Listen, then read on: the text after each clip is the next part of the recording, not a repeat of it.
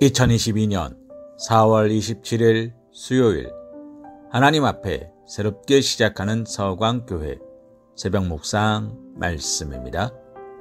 오늘 우리가 함께 묵상할 하나님의 말씀은 호세아 2장 14절에서 15절 말씀입니다. 그러므로 보라, 내가 그를 타일러 거친 들로 데리고 가서 말로 위로하고 거기서 비로소 그의 포도원을 그에게 주고 아골 골짜기로 소망의 문을 삼아 주리니 그가 거기서 응대하기를 어렸을 때와 애굽 땅에서 올라오던 날과 같이 하리라. 아멘. 하나님은 이스라엘 백성을 타일러 거친 들로 데리고 가셔서 말로 그들을 위로하실 것이라고 말씀하십니다. 여기에 거친 들을 지칭하는 히브리어는 문자적으로 광야라는 의미입니다. 광야는 두말할 나위 없이 고난의 땅, 시련과 고통을 당하는 땅입니다. 그렇다면 하나님께서 이처럼 그들을 거친 들, 곧 광야로 몰아넣으시는 이유는 무엇 때문이겠습니까? 분명 앞에 기록된 이스라엘의 범죄를 인함일 것입니다.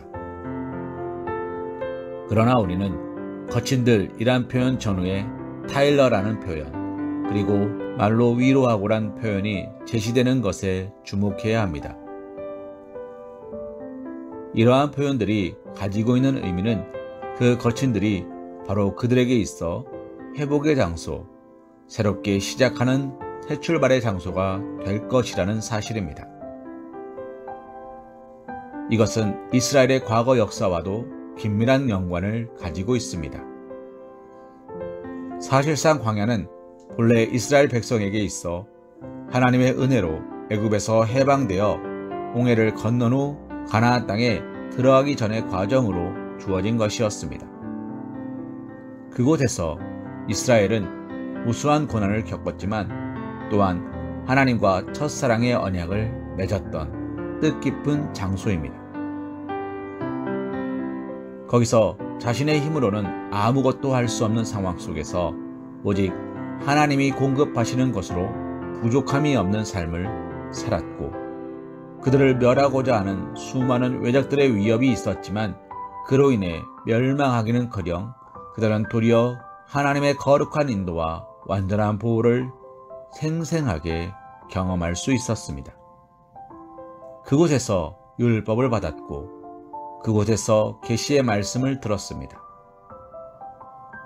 이것을 기억하고 있다면 본문에서 하나님께서 베푸시는 바 그를 타일러 거친 들로 데리고 가서 말로 위로하겠다는 말씀이 어떤 의미인지는 짐작할 수 있을 것입니다. 그들의 범죄를 회개케 하는 과정에서 고난이 수반될 것이지만 하나님은 버리시거나 고통을 주기 위한 목적을 이루기 위해서가 아니라는 것입니다. 그처럼 그들을 거친 들로 이끄는 것은 하나님께서 그들과 첫사랑의 관계를 회복할 뿐 아니라 그들이 전혀 새로운 생명으로 살아갈 수 있는 토대를 제공하기 위해서입니다.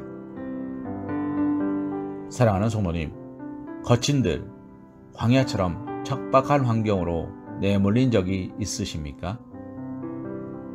그때 혹시 하나님을 원망하지는 않으셨습니까? 혹시 나를 버린 것이 아닌가라는 회의에 빠지지는 않으셨습니까? 우리를 그런 환경으로 이끄시는 하나님의 진정한 의도와 목적을 알지 못한다면 그러한 원망이나 회의가 들 수밖에 없을 것입니다.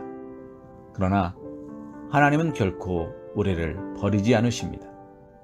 하나님은 우리가 좌절하고 절망하라고 광야로 보내시는 것이 아닙니다.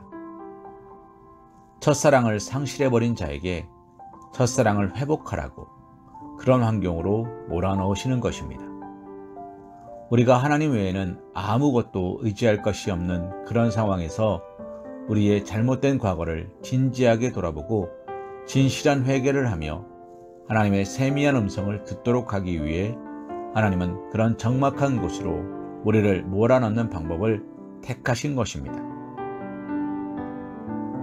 사랑하는 성도님, 거친 들, 적막한 광야의 삶을 살 때 낙심하지 마십시오. 그런 상황으로 인하여 하나님의 사랑과 은혜로움을 의심하는 어리석음에 빠지지 마시기 바랍니다. 오히려 그곳은 하나님과 깊은 만남을 가질 수 있는 너무나 소중한 은혜가 숨겨진 곳입니다. 그곳으로 인도하신 하나님의 목적을 올바르게 이해하고 회개하며 하나님과의 관계를 회복하며 재건과 부흥의 토대로 삼을 수 있을 때, 그때 우리는 진정으로 하나님을 예배하게 될 것입니다. 히브리서 12장 10절 말씀으로 오늘의 말씀 묵상을 이어갑니다. 그들은 잠시 자기의 뜻대로 우리를 징계하였거니와 오직 하나님은 우리의 유익을 위하여 그의 거룩하심에 참여하게 하시느니라. 아멘.